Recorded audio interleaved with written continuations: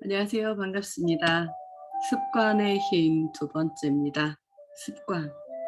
반복적이고 무의식적인 행동 패턴. 지속적인 반복을 통해 획득된다. 확고하게 굳어진 마음 또는 성격.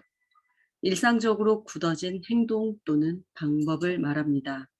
아메리칸 헤리티지 사전에 나와 있는 글입니다. 습관보다 더 강력한 것은 없다. 우리가 습관의 동물이라는 말에는 이의가 없을 것이다. 좋건 싫건 우리가 갖고 있는 습관은 우리의 삶에 엄청난 영향력을 발휘한다. 하지만 그 영향력이 어느 정도인지 제대로 깨닫고 있는 사람은 거의 없다. 우리의 일상적인 행동 가운데 최대 90%는 모두 습관에서 비롯된 것이라 할 수 있다. 한번 생각해 보라. 대부분의 일상 행동이 모두 습관이다. 아침에 일어나 세수하고 양치질하고 옷을 입고 신문을 읽고 식사를 하고 출근하는 그 모든 과정이 습관적으로 이루어진다. 매일 수백 가지 습관이 반복된다. 하지만 습관은 단순한 일상 이상의 더 큰 의미를 갖고 있다. 습관은 우리 삶의 모든 부분에 영향을 준다. 손톱을 깨물거나 머리카락을 만지작거리거나 연필을 쥐거나 팔짱을 끼는 사소한 행동은 물론이고 무엇을 먹고 얼마나 먹고 언제 먹고 어떤 운동을 하는지 얼마나 오래 하는지 얼마나 자주 하는지와 같은 건강과 관련된 모든 습관이 우리 삶에 영향을 준다. 친구나 가족, 동료와의 관계도 습관을 바탕으로 한다. 사실 사람의 성격 자체도 습관과 밀접한 관계가 있다. 릭 워런은 목적이 이끄는 삶에서 이렇게 말했다. 성격은 기본적으로 습관의 합이다. 습관적인 행동 방식이 바로 성격인 것이다. 습관이 성격을 결정한다는 이런 주장도 전혀 새로운 것은 아니다. 아리스토텔레스는 기원전 350년경에 이렇게 주장했다. 미덕을 만드는 것은 정당하고 절도 있는 행동으로 이루어진 습관이다. 하지만 습관은 한 개인의 삶 이상의 범위까지 그 영향력을 발휘한다. 습관이 사회 전체의 조직의 심리학적 메커니즘을 실질적으로 이끌고 있다는 많은 심리학자가 주장한다. 19세기 심리학자인 윌리엄 제임스는 이렇게 말했다. 습관은 사회를 움직이는 거대한 바퀴이다. 힘들고 어려운 삶의 길이라도 그 길을 걸으며 자란 사람은 절대 포기하지 않는다.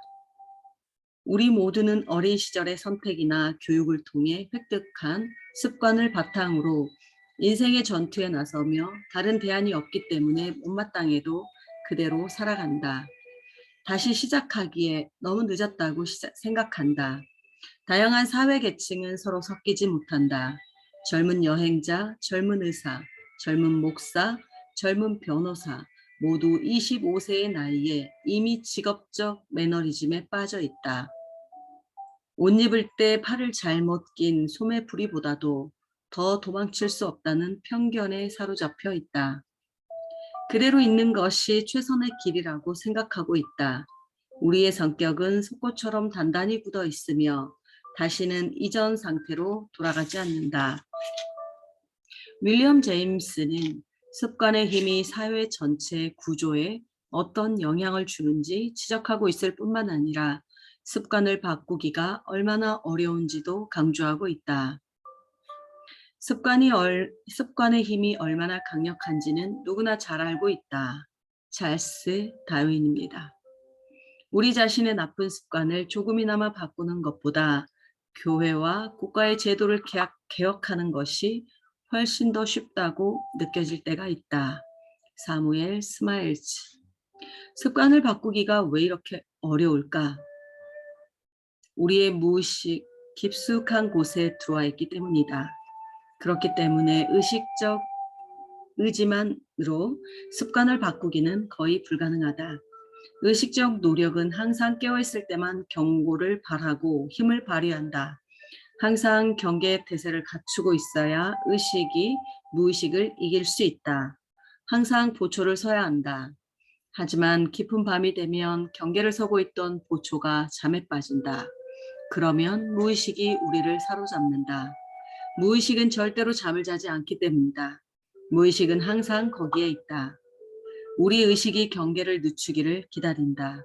기회가 오기를 끈질기게 기다린다. 차를 몰고 가다가 완전히 다른 길을 가고 있다는 사실을 갑자기 깨달은 적이 있는가?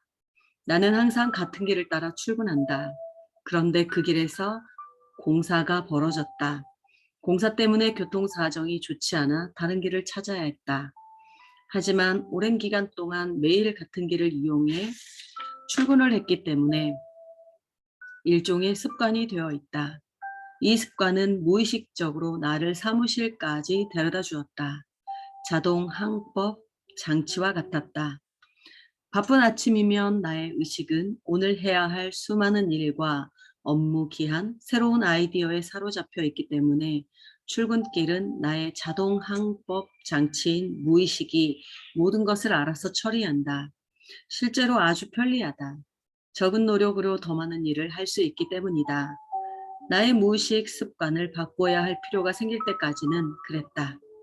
지금까지 다녔던 길을 따라가면 도로 사정이 좋지 않아 늦을 수도 있다는 사실을 의식은 정확히 알고 있었지만 무의식은 그렇지 않았다. 일단 차를 타고 출발한 다음 오늘 해야 할 일에 의식이 빠져버리기 시작하면 무의식이 운전대를 빼앗아 지금까지 이용했던 복잡한 길로 나를 데리고 갔다. 그리고 꽉 막힌 도로에 가둬놓았다. 습관을 바꾸는 열쇠가 바로 여기에 있다. 여러분의 의식이 무의식과 커뮤니케이션 하면서 무의식을 훈련시켜야 하고 무의식을 위한 프로그램도 다시 짜야 한다.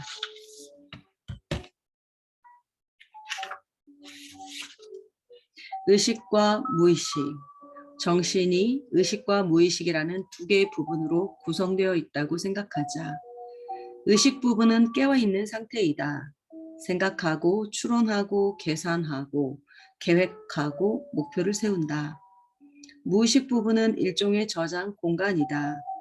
과거의 경험이 존재하는 곳이다. 기억, 느낌, 신념, 가치, 그리고 습관이 무의식을 구성한다.